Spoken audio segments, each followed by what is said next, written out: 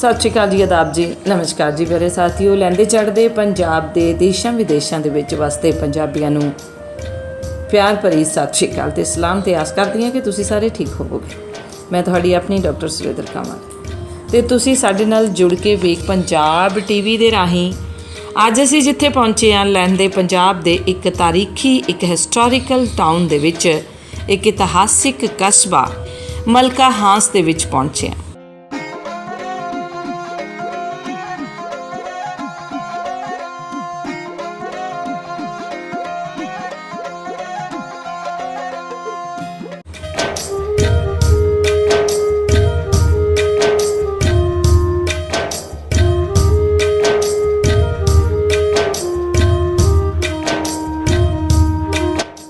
ਮਲਕਾ Hans ਦਰਅਸਲ ਪਾਕਪਟਨ ਤੇ ਸਾਹੀਵਾਲ ਦੇ ਵਿਚਕਾਰ ਇੱਕ ਕਸਬਾ ਹੈ।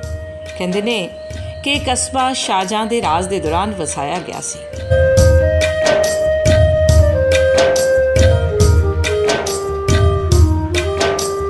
ਇਸ ਦੇ ਬਾਨੀ ਦਾ ਨਾਂ ਮਲਿਕ ਮੁਹੰਮਦ ਹਾਂਸ ਸੀ ਤੇ 1764 ਈਸਵੀ ਦੇ ਵਿੱਚ ਮੁਹੰਮਦ ਅਜ਼ੀਮ ਹਾਂਸ ਆਪਣੀ ਕੌਮ ਦਾ ਮੋਹਰੀ ਬਣਿਆ ਸੀ।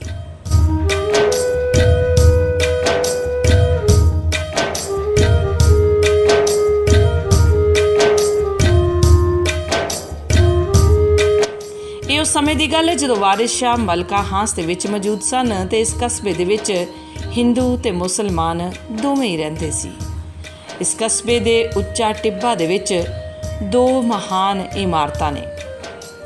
ਇੱਕ ਉਹ ਮਸਜਿਦ ਜਿਸ ਨੂੰ ਵਾਰਿਸ ਸ਼ਾਹ ਵਾਲੀ ਮਸਜਿਦ ਕਿਹਾ ਜਾਂਦਾ ਹੈ ਤੇ ਇਹ ਉਹ ਮਸਜਿਦ ਹੈ ਜਿੱਥੇ ਵਾਰਿਸ ਸ਼ਾਹ ਹੋਰਾਂ ਨੇ ਆਪਣੇ ਜੀਵਨ ਦੀ ਮਹਾਨ ਰਚਨਾ ਹੀਰ ਵਾਰਿਸ ਸ਼ਾਹ ਲਿਖੀ ਹੈ।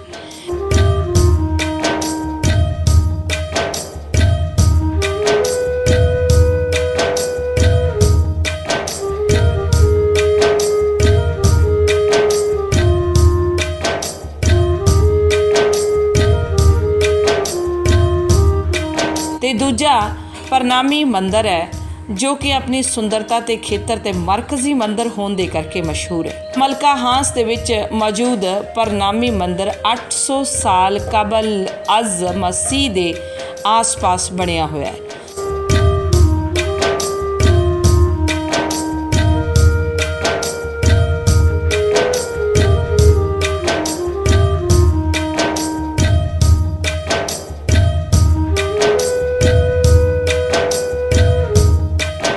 ਸੰਗਮਰਮਰ ਤੇ ਲਾਲ ਪੱਥਰਾਂ ਦੇ ਨਾਲ ਬਣਿਆ ਇਹ ਮੰਦਰ ਹਿੰਦੂ ਫਨ ਤਾਮੀਰ ਦਾ ਇੱਕ ਖੂਬਸੂਰਤ ਨਮੂਨਾ ਹੈ।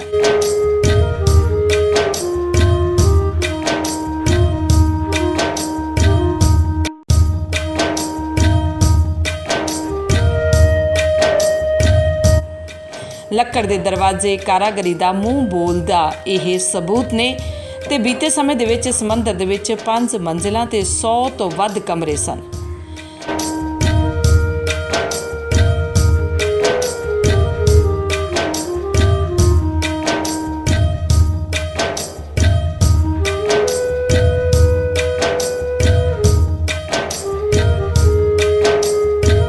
ਗੱਲ ਕਰਦੇ ਹਾਂ ਕਿ ਪ੍ਰਨਾਮੀ ਮੰਦਰ ਪ੍ਰਨਾਮੀ ਹਿੰਦੂਆਂ ਦਾ ਮਹਾਨ ਪੂਜਾ ਅਸਥਾਨ ਸੀ।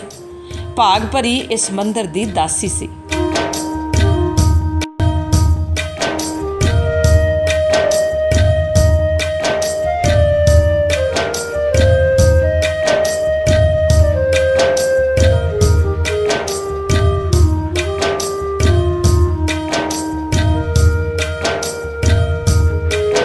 ਪਾਕਿਸਤਾਨ ਬਣਨ ਤੋਂ ਪਹਿਲਾਂ ਇੱਥੇ ਚੇਤ ਦੇ ਮਹੀਨੇ ਵੱਡਾ ਹਿੰਦੂ ਮੇਲਾ ਲੱਗਦਾ ਹੈ।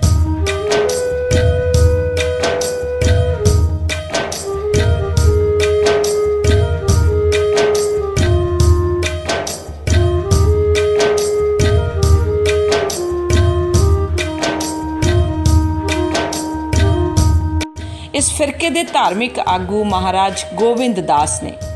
ਪ੍ਰਨਾਮੀ ਮੰਦਰ ਇੱਕ ਬੋਰਡਿੰਗ ਸਕੂਲ ਹੁੰਦਾ ਸੀ ਜਿੱਥੇ ਹਿੰਦੂ ਧਰਮ ਦੇ ਅਸ਼ਲੋਕ ਸੰਸਕ੍ਰਿਤ ਦੇ ਵਿੱਚ ਪੜ੍ਹਾਏ ਜਾਂਦੇ ਸੀ।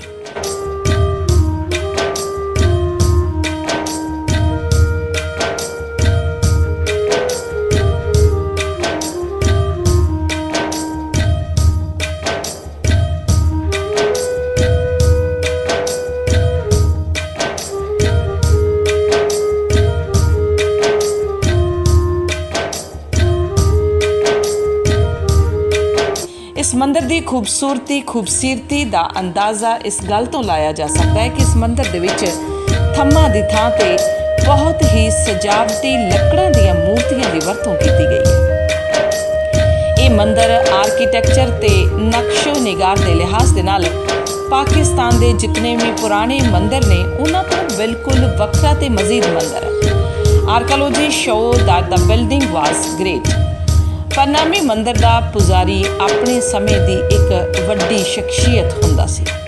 ਪੰਜਾਬ ਵੰਡ ਤੋਂ ਬਾਅਦ HKL ਭਗਤ ਇੱਕ ਭਾਰਤੀ ਮੰਤਰੀ ਜੋ ਇੱਥੇ ਆਏ ਸਨ ਕਿਉਂਕਿ ਉਹਨਾਂ ਦੇ ਪਿਤਾ ਇੱਥੇ ਮੁੱਖ ਪੁਜਾਰੀ ਰਹੇ ਨੇ।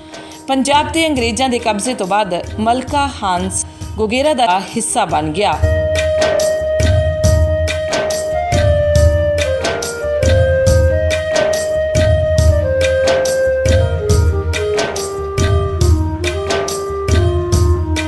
ਮਲਕਾ ਹਾਂਸ ਦੇ ਬਾਹਰ ਪਰਨਾਮੀ ਮੰਦਰ ਦੇ ਬਾਨੀ ਦਇਆ ਰਾਮ ਦੀ ਸਮਾਧੀ ਵੀ ਹੈ।